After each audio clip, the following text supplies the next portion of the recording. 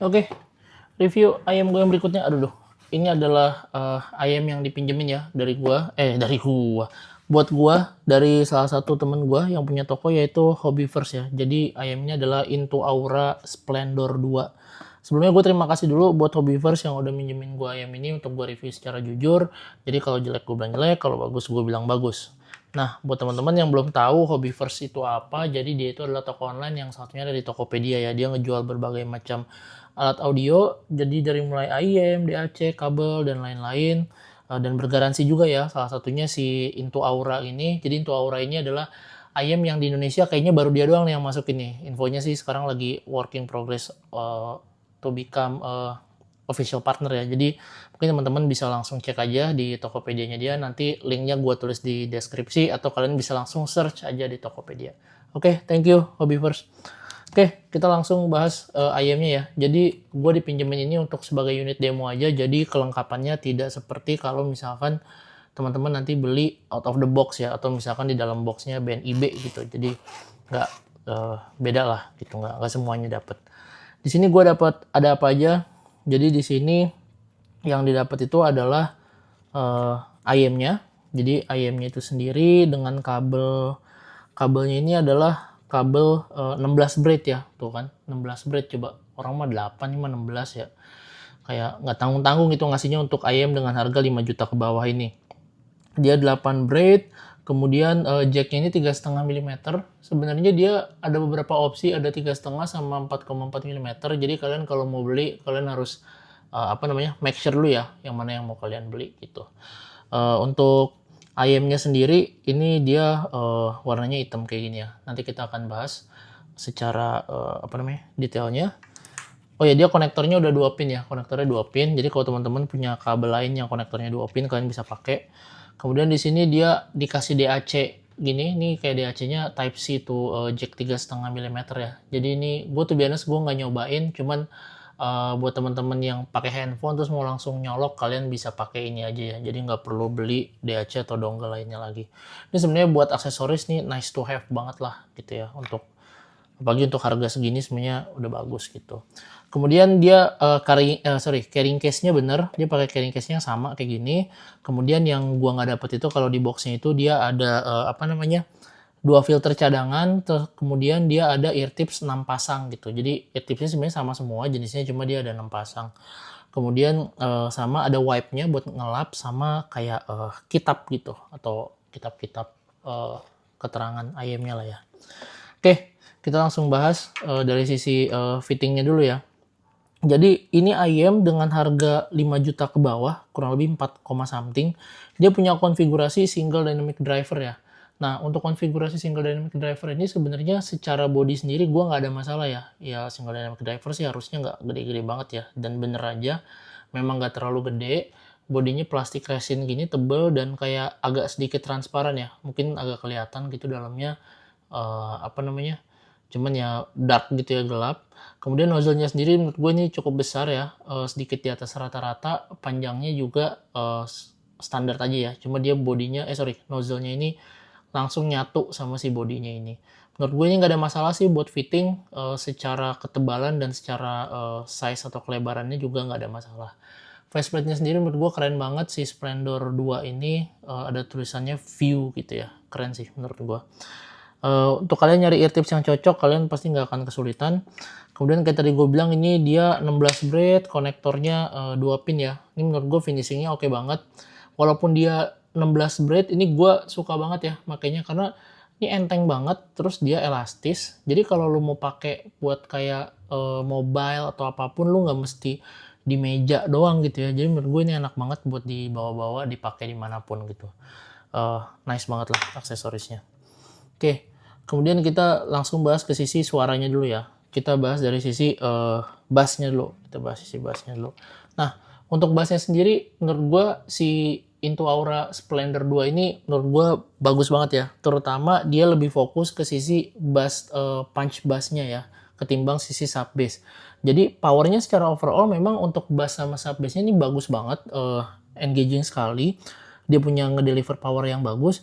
Cuman yang gue suka itu adalah dia bassnya ini nggak cuman punchy tapi deep gitu ya. dan speednya tuh bagus gitu. Jadi lu bisa ngerasain quantity dan quality dari tekstur bassnya ini yang oke banget. Jadi lu kalau mau running double pedal lagu atau apapun nih sangat fine banget dipakai di running pakai IM ini gitu ya.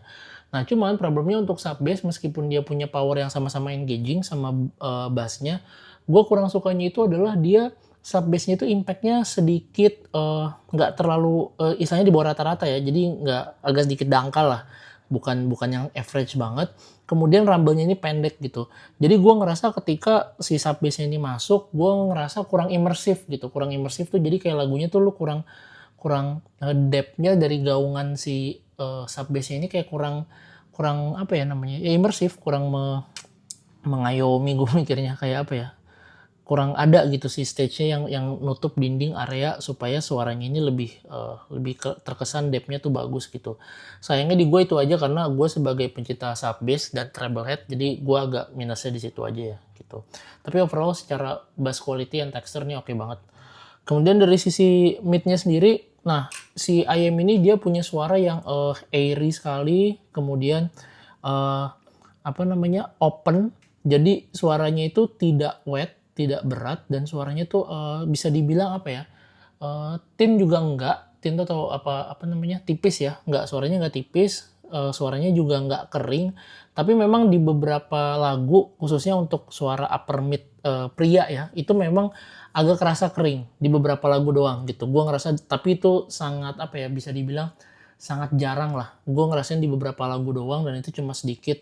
Ya mungkin buat temen-temen yang pencinta vokal mungkin nggak terlalu berasa juga. Jadi gue masih oke. Cuman yang paling menarik dari sisi midnya itu adalah si vokalnya itu bener-bener airy banget, powernya pas. Jadi kesan airy-nya ini kerasa lebih effortless gitu dan energik banget gitu.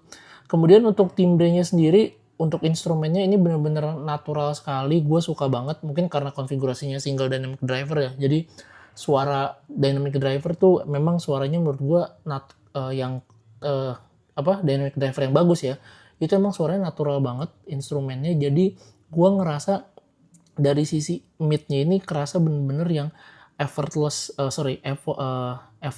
musical ya gitu. Jadi gue ngerasa bener-bener enak banget buat didengerin gitu. Cuman again kalau buat temen-temen yang agak lagunya agak-agak mengandalkan suara pria yang high tone gitu, kalian harus lebih berhati-hati karena gue khawatir ini bisa rentan ini ya apa namanya dry gitu, kering untuk dari sisi si upper mid khususnya suara pria.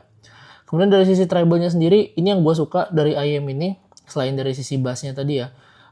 Dia treble-nya sparkling-nya oke banget untuk harga 5 juta ke bawah. Memang tidak overly sparkling dalam hal ini sesuai sama selera gue yang treble head, tapi ini treble-nya menurut gue cukup sparkling, enak. Extended treble-nya juga nggak pendek-pendek banget ya.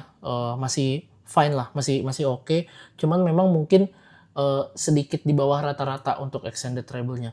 Cuman secara overall dia energinya engaging sekali dan micro detail yang dihasilkan dari yang ada di treble-nya ya, kayak misalkan gemerincing atau segala macamnya, ini cukup bisa dideliverykan dengan baik gitu.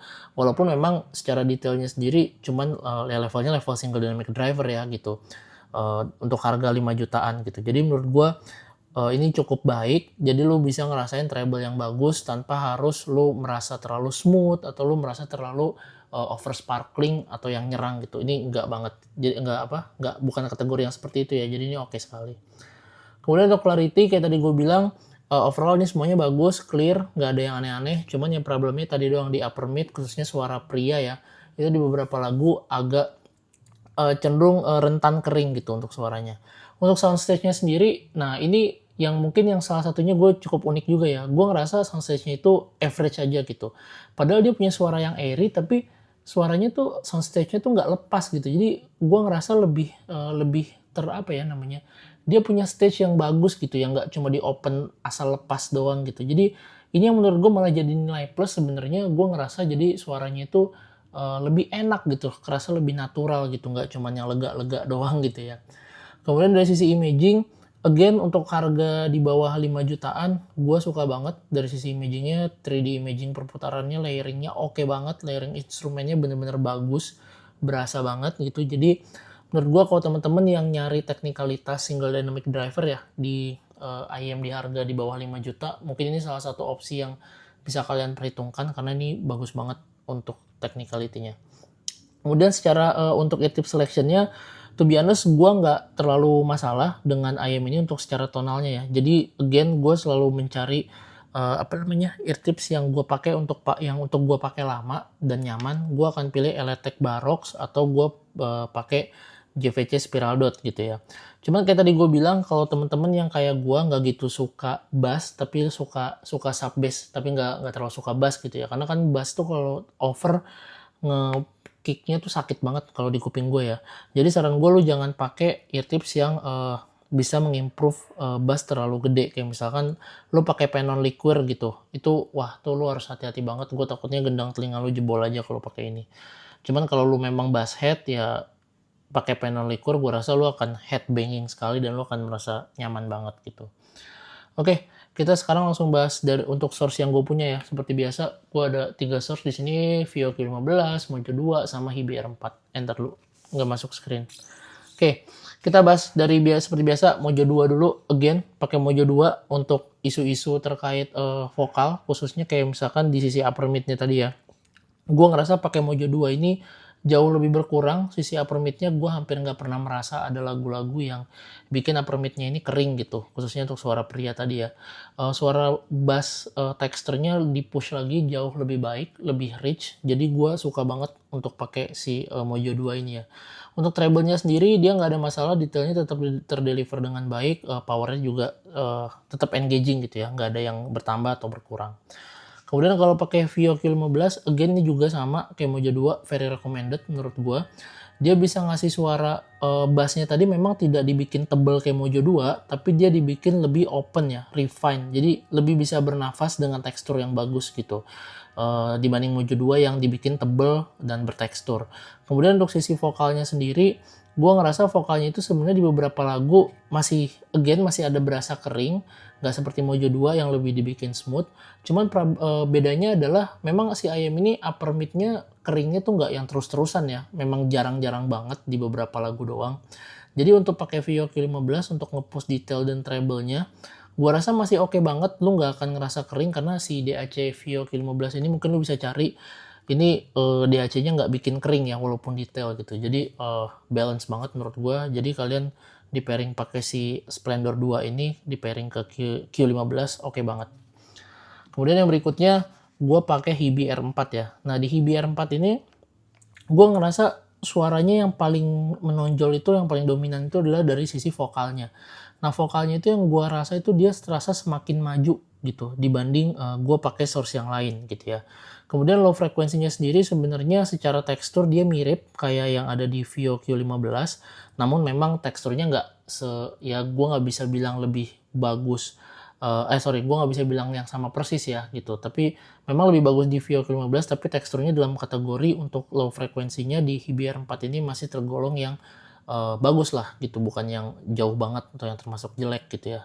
Jadi menurut gue ini oke sekali di pairing dengan Hibi R4. Dan untuk treble-nya sendiri nggak ada masalah karena basically ini si treble-nya kan dia juga udah cukup sparkling ya dan punya power yang oke, walaupun si IM ini cenderung dark, nggak bright gitu ya. Dia tetap masih bisa ngedeliver suara yang bagus di IM ini gitu dengan Hibi R4. Jadi ini juga very recommended untuk di pairing ke Splendor 2 ini gitu. Mungkin itu aja review dari gua, apakah IM ini layak untuk dibeli. Untuk teman-teman yang istilahnya penasaran nih, gue pengen beli IM yang brandnya baru nah ini mungkin kalian bisa cek si Into Aura ini. Dia punya line up yang kayaknya kalau gue cek sih semuanya single dynamic driver ya, dari yang harganya murah atau entry level sampai yang top of the line-nya. Dan untuk harga segini, harga 4 jutaan ini, menurut gue ini salah satu si IM dengan single dynamic driver yang bagus banget, yang kayaknya bisa dijadiin patokan kalau kalian mau mencari konfigurasi single dynamic driver yang bagus. Khususnya jika kalian suka teknikalitas dan kalian suka bass yang punchy dengan treble yang cukup sparkling tapi nggak nusuk, menurut gue ini IM yang cocok banget. Tapi kalau teman-teman misalkan yang nyari sub bassnya yang imersif, rumble-nya panjang, kemudian yang apa namanya treble-nya super super duper sparkling gitu ya. Mungkin kalian jangan cari ayam ini gitu, mungkin kalian bisa cari ayam yang lain. Mungkin itu aja dari gua. Kalau kalian suka videonya, kalian silahkan klik subscribe. Kalau misalkan kalian nggak suka, ya kalian ketik di kolom komentar kira-kira gua harus perbaikin apa. Terima kasih sekali lagi buat Hobbyverse sudah minjemin ayam ini buat gua review. Don't forget, trust your own ears. Goodbye everyone.